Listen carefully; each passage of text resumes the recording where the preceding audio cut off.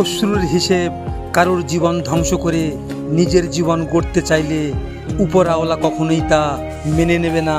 একটা কথা মনে রেখো, কাউকে কাঁদিয়ে কিন্তু বেশি দিন সুখে থাকা যায় না নিয়তির বিচারে।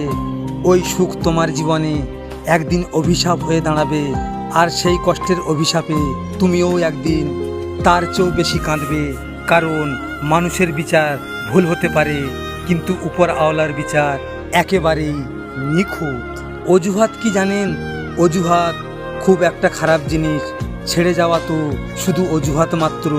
যারা সত্যই দুইজন দুইজনকে চেয়েছে, তাদের পৃথিবীর কোনো শক্তিই আলাদা করতে পারেনি, একমাত্র মৃত্যু বরণ ছাড়া।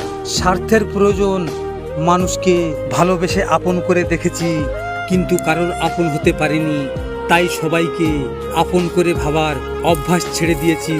যাকেই আপন ভেবেছি সেই মানুষগুলোই আমাকে শিখিয়ে দিয়েছে বাঁচতে হলে একাই চলতে হয়, কারোর দোয়া বা সাহায্য নয়।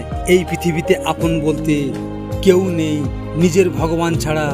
মানুষ শুধু স্বার্থের প্রয়োজনে আপন হওয়ার অভিনয় করে। লজিক মোটিভেশন থেকে আমি গোপাল।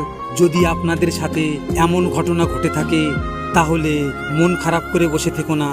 মনে রেখো, সময়ের সাথে সাথে সব কিছু বদলে যায়। ভিডিওটি শেয়ার করো তোমার প্রিয় মানুষের সাথে, অথবা যে তোমার ভালোবাসাকে অবহেলা করেছে তার সাথে।